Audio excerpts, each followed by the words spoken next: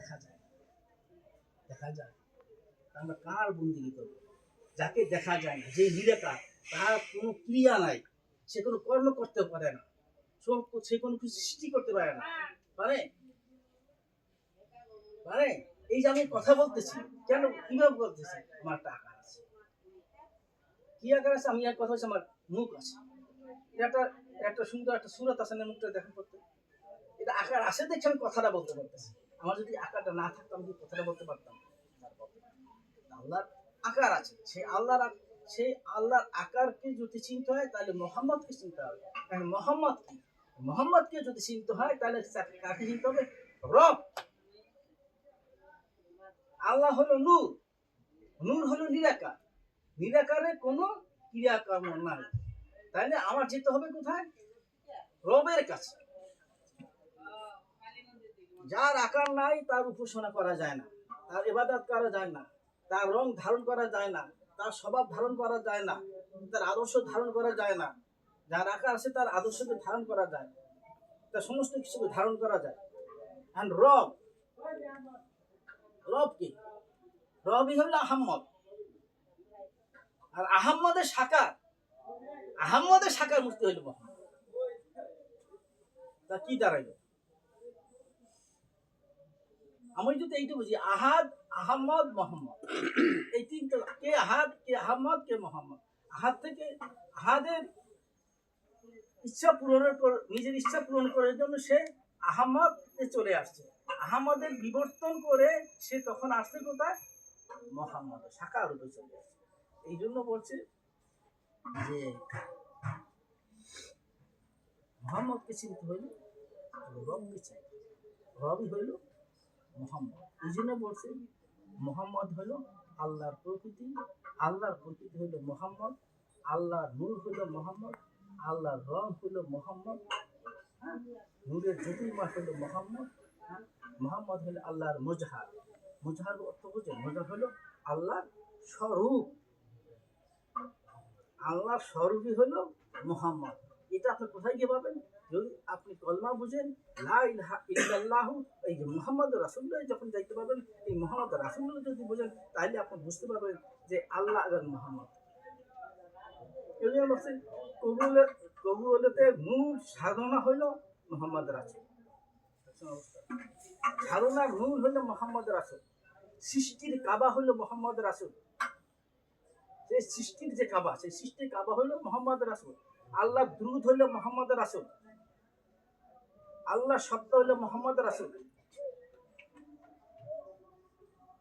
তাই তো রাসূল বলেছে যে সাহাবীদের উদ্দেশ্যে বলছি, তোমরা যদি সত্যকে দেখতে চাও, যদি সেই সৃষ্টিকে দেখতে চাও, আমাকে দেখে যাও, আমি সত্য।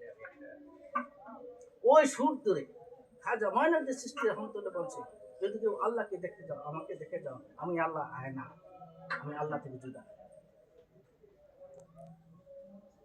লালন বলছে, যেই মুর্শিদ সেই রাসূল, খোদা সে হয় ইহাতে নয় গুণ, আমি লালন প্রাণী।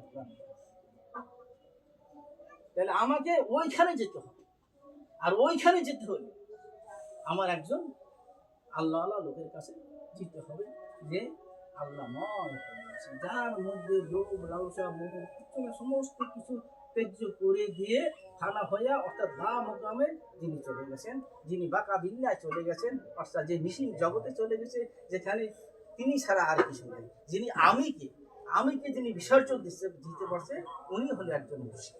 উনি হলে একজন মুর্শিদ, মানে হলে একজন পথপ্রদর্শক। হ্যাঁ, মুর্শিদ মানে হলে মুক্তিদাতা। এই কথাটা মনে রাখবে। আমি কি চাই? আমি কেন বায়াত গ্রহণ করতে আসছি? কেন এখানে আসছি? আমি নামাজ পড়তে করার জন্য? আমি পড়তেই আছি, করতেছি না, সেই 7 বছর ধরে করতেছি। আসলে ওটা না, আসলে হলো আমি যে বন্দি দশার মধ্যে আছি, আমি যে জন্ম মৃত্যুর চক্রের মধ্যে যে পৃথিবীতে এসে আটকে পড়েছি, এখান থেকে মুক্তি পাওয়ার জন্য আমি একজন মুর্শিদ করতেছি, যে উনি আমাকে সেই সিরাতাল মুস্তাকিমের পথ দেখাবে, যে পথে গেলে আমি চিরমুক্তি পাবো, আমার আর কখনো আমি অমরত্ব চাই। এই জন্য বলছে ইসলাম হইলে সার্বজনীন এবং সমগ্র মানুষের মুক্তির বিধানই হলো এই ইসলাম। এই ছোটখাটো বিষয় না, আমাদের এই যে কর্মটা ছোটখাটো বিষয় না, এই ইহদিনা সিরাতাল মুস্তাকিমের পথে দণ্ডমান থাকাটা সবচেয়ে পৃথিবীতে কঠিন কাজ। যেমন আমরা শুরু বলতে যে শেষ জমা ইমান আনতে, ইমান রক্ষা করা হাতে নাকি আগুন রাখলে যেমন কষ্ট, তেমনি ইমান রাখাটা নাকি কষ্ট। আসলে কথা কিন্তু সত্য। আমরা মোহমায়ায় জড়ে আছি, মায়ের বন্ধনে আবদ্ধ হয়েছি। এই মায়ের বন্ধন থেকে আমাদের ছিন্ন করিয়ে বাড়িয়ে যেতে হবে। যেদিন আমি এই মায়ের বন্ধন থেকে ছিন্ন হয়ে বাড়িয়ে দেবো, তখনই আমি ইনসানিয়াত জগতে প্রবেশ করতে পারবো। ইনসান মানুষ, দুই ঠ্যাং থাকলে সে মানুষ হয় না। যার মধ্যে মানবতা আছে, যার মধ্যে মনুষ্যত্ব আছে, সেই হলো মানুষ। এই জন্য বলছে ইসলামের আর এক নাম হলো মানবতা, মানব ধর্ম। আল্লাহ মানুষকে সৃষ্টি করতে চান সুরত এবং ফিতরাত। ফিতরাত হবে তার স্বভাব দিয়ে, সেগুলো কি আমাদের মধ্যে আছে। আর এইটাকে বজায় রাখতে হবে। ইহদিনা সিরাতাল মুস্তাকিম ভাই একটু আগে বললো, কতবার বললো, 45 বার বললো যে আমরা সূরা ফাতিহা পড়ি, 45 বারের কথা বললো যে এই যে আলহামদুলিল্লাহ পড়তেছি। কি পড়তেছি একবারও কি আমি চিন্তা করে দেখছি? এই যে নামাজে দাঁড়াইয়ে বারবার বলতেছি আর আমার দেখা সেই সরল সহজ পথ এত সোজা না, এর মতো বক্র আর কিচ্ছু নাই। এইটা মনে রাখবেন। ওরা বলে সরল পথ, আমি বলি এর চেয়ে কঠিন এবং এর চেয়ে বক্র পথ আর কিছু। কারণ কি, এইখানেই আপনাকে বাধা দেওয়া হয়েছে। কে বাধা দিচ্ছে? আপনার ভিতরে যে অন্তরে যে খান্না লুকায়িত আছে, সেই আপনাকে বাধা দিচ্ছে। ওখানে আপনাকে যাইতে দিচ্ছে না। আপনার মন চাচ্ছে, মনটা হলো আসল। আপনার মনটাকে কন্ট্রোল করেন, দেখুন আপনার সব ঠিক হয়ে যাবে। আর মনটাকে কন্ট্রোল করতে হলে একজন আল্লাহ আল্লাহর কাছে যেতে হবে। যেমন বলছে একটা গানে আমি শুনেছি, এটা গান গাইতে পারি না, সেটা হলো মুর্শিদ পরশ মুনিরে রুহারে বানাইলো গামছা। হ্যাঁ, ওই মুর্শিদ হলে সেই পরশ যে কাঁচা লোহাকে সোনা বানায়।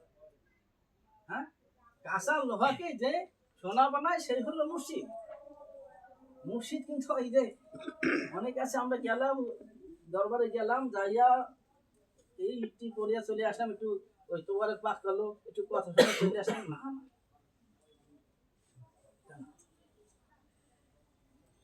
মুর্শিদের আর এক নাম কি জানেন? মুর্শিদের আর এক নাম কোরআন।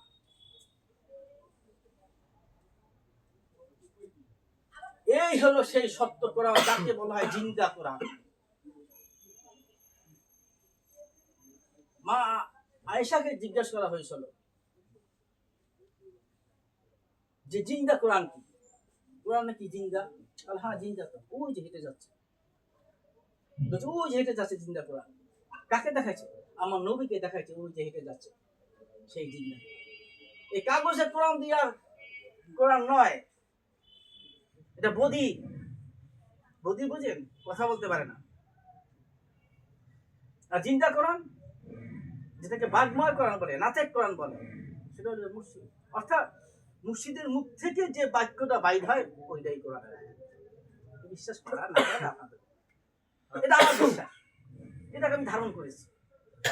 এটাকে আমি ধারণ করেছি যে আমার মুর্শিদের মুখ থেকে উচ্চারিত প্রতিটি শব্দকে, প্রতিটি বাক্যকে আমি আয়াত বলে গ্রহণ করে নিয়েছি। এই জন্য বলছে আলিফ লাম মিম যালিকাল কিতাবু লা রাইবা ফীহি হুদাল লিল মুত্তাকিন।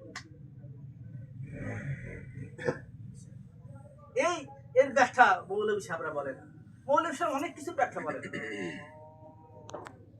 হয় তারা মুনাফিকি করতেছে, না হয় তারা জানে। কিতাব অর্থ কোরআন না, কিতাব কিন্তু কোরআন না। কিতাব হলো দেহ, মানব। জালিকাল অর্থ কি? মৌলবীরা এটাকে ব্যাখ্যা করছে এই কিতাব না, এই কিতাব না। জালিকাল এই হাজা, এই যদি বলে হাজা, তাহলে হয়তো এই। যখনই জালিকাল বলে তখন হলো ওই, আঙ্গুল দিয়ে দেখছে ওই কিতাব। কোন কিতাব? আমার নবী মুহাম্মদ সাল্লাল্লাহু আলাইহি সাল্লাম চলে সেই আলিফ লাম পাক পাঞ্জাতন আহলে বয়ত। আর মোল্লারা কয় কি? আলিফ লামের অর্থ একমাত্র আল্লাহ জানে। অথচ আল্লাহ বলছে আমি সহজে ভাষায় কোরআন দিয়েছি। অর্থাৎ নবী সহজ ভাষায় কথা বলতো, সে কি খুব কঠিন ভাষায় কথা বলতো? সে সাহাবাদের কিন্তু খুব কঠিন ভাষায় কথা বলতো, সুন্দর করে বুঝাইতো। যারা বুঝছে তারা মানছে, যারা মানে বুঝে নাই তারা মানে নাই। নবী কিন্তু সব সাহাবী দেখছে, সব সাহাবী কি নবী কি মানছে? আবু লাহাব মানছে, আবু জেহেল মানছে, উদ্বা মানছে, আবু সুফিয়ান মানছে, তারা তো দেখছে। এই জন্য মোল্লারা কয় নবী আমাদের মতো মানুষ। এই আবু লাহাব দেখছে, আবু জেহেল দেখছে। ওই দিন দেখলাম এক বেটা বলতেছে আমার নবী সুরাত নাকি আবু সুফিয়ান না জানি আবু লাহাবের মতো। কোরআন স্পষ্ট আল্লাহ পাক বলেছে, হে নবী আপনাকে তারা দেখছে অথচ তারা দেখে নাই। আপনাকে দেখছে অথচ তারা দেখে নাই। বুঝছেন? আপনার এই চোখের যে পর্দা পড়ে আসে, কিসের পর্দা? এই দুনিয়া করে দিছে। এই পর্দাকে কাটার জন্য, এই পর্দাকে সরানোর জন্য আমরা আসি একজন আল্লাহওয়ালা ব্যক্তির কাছে, যে আমার এই চোখের পর্দাটা খুলে দেবে, আমি সেই সরল সহজ পথ দেখবো, আমি এবং সেই সরল পথ থেকে আমি সেই লাভ কামে চলে যাবো, মা কামে মাহমুদে চলে যাবো, আমি চিরঞ্জীব জগতে চলে যাবো। আমার খাইস ওখানে, আমার খাস ওই বেহেশতে না, আমার ওই দুজকের ভয় না, বেহেশতের আশা হবে। আমি যদি তোমাকে পাই আর কি চাই? আমি তো তোমারতে লীন হতে চাই। আমার উৎপত্তি যেখানে, আমি সেখানে যেতে চাই। এই পৃথিবী কোনোদিন ধ্বংস হবে না। যদি কেউ বলে পৃথিবী ধ্বংস হবে, সেটা তার ব্যাপার, আমি বিশ্বাস করি। কেন ধ্বংস করবে? ধ্বংস হওয়ার পর কি হবে? আপনার হুর পরি দেবে? হ্যাঁ, আপনার লোক বড় বেশি, জিব্বার লক লক লক করে। আপনাকে কথা বলি, মোল্লা বলে কথা বলি। এখানে বসে হুর হুর বক করবেন, ওখানে গিয়ে হুর বক করবেন। কি খায় হুর? হুর কি জিনিস সেটাই তারা জানে না। হুর কি জিনিস তাই জানে না। আবার কি হুর এত সুন্দর, কালকে পশুয়ে বয়টা যে তার শরীরে শিরা কান্না লোভ আসে, যাদের চোখে এখন পর্দা খুলি নাই, হ্যাঁ, কান্না লোভ আসে, সেই হুরের আশা কে না করে? মৌলবিগত অবস্থা সেই বলা হয়েছে হুর। নিজেকে দেখার নাম হলো হুর। ওই নারী হুর না, বাজে কথা, এগুলো মিথ্যা বানোয়াট। এই মৌলবীদের, এই যারা হাদিস ফাদিস আছে এদের কাছে। এখানে নূর বলতে, এই হুর বলতে ওই মহিলাদের কথা কোন বলা হয়? আমাকেই বলা হয়েছে, আমার ভিতরে আমি ডুব দেই, আমি চিনি আমার বাইরে কিছু নাই। এইখানে পাক পঞ্চায়েত, এখানে আল্লাহ বাইতে আল্লাহ, এইখানে নবী মুহাম্মদ সাল্লাল্লাহু আলাইহি ওয়াসাল্লাম সব নিহিত, এর বাইরে কিছু নাই। ছাদ আসমান, ছাদ জমিন কোথায়? এর মাঝে সব এখানে। কোথায় স্বর্গ, কোথায় নরক? কে বলে বহুদূর। মানুষের মাঝে স্বর্গ নরক, মানুষের মাঝে সুরা সুর, সুরা সুর ভালো এবং তোমার ইচ্ছা। ওই একটা হাতি বলে এই আল্লাহ ছাড়া কেউ হিদায়াত করতে পারে না, আল্লাহ যাকে ইচ্ছা তাকে পথভ্রষ্ট করে। আরে আল্লাহ কেন পথভ্রষ্ট করবে? কেন আল্লাহ পথভ্রষ্ট করবে? আল্লাহ পথভ্রষ্ট করার জন্য কি এই সুন্দর পৃথিবী বানাইছে? আল্লাহ তো কাউকে পথভ্রষ্ট করে না, আমি নিজেই পথভ্রষ্ট হয়ে যাই। যা কিছু হয়েছে আল্লাহর ইচ্ছা হয়েছে। আরে আল্লাহ, এটা কেমন কথা? আমি শয়তানি করবো, এটা আল্লাহর ইচ্ছা হইলো? তা আল্লাহকে আমি গালি দিলাম না, আল্লাহকে আমি কুটুক্তি করলাম না, আল্লাহকে আমি কোথায় নিয়ে রাখছি? এইটা দিয়ে আমি আল্লাহকে কোথায় নিয়ে রাখছি? যাহা কিছু আল্লাহর ইচ্ছা করে। কারণ আমি যে না করলাম, এটা কি আল্লাহর ইচ্ছা হলো? বলেন তো। যদি কিন্তু খারাপ কথা, তারপর বললে ফেলাইলাম, এটা কি আল্লাহ করেছে? কেন বলি যা করে আল্লাহর? আমি আমরা একটা বাড়ি মারছি, এই আল্লাহর হুকুম ছিল বাড়ি মারছে। আরে তাহলে তোমাকে জ্ঞান দিচ্ছে, যা করি আমিই করি, আল্লাহ কিছুই করে। আমার কথা হলো এটা, যা করি আমিই করি। হেদায়েত হলে আমি নিজে হবো, পথভ্রষ্ট হলে আমি নিজেই হব। কারণ কি? আল্লাহ আমাকে ইচ্ছা শক্তি দিয়েছে। আল্লাহ আমাকে ইচ্ছা শক্তি দিয়েছে। ইচ্ছা শক্তি ধরে আসো।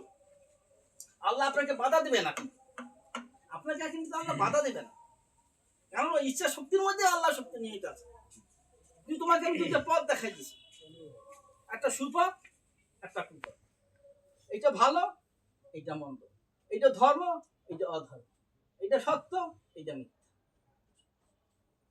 এটা অন্ধকার, এটা আলো। এখন তুমি কোন পথে যাবো তোমার ইচ্ছা। আমার আমি তো সব দিয়ে দিছি, আমার কাছে কিছু নাই। কি চাও আমার কাছে? তোমার কাছে আমার কাছে তোমরা কি চাও? স্পষ্ট বলা আছে, আমার কাছে কি চাও? কেন ঘেরানো করতেছো আমার কাছে? আমি তো সব তোমাকে দিয়ে দিছি, আমি তো কিছু রাখি নাই। এখন তুমি সে কর্ম করে নাও, কর্ম ছাড়া আর কিছু নেই বাবাজি। আপনি কর্ম ভালো করবেন, ফল ভালো পাবেন। কর্ম খারাপ করবেন, ফল খারাপ পাবেন। যে ছাত্র লেখাপড়া করে নাই ও কোনদিন পাস করে?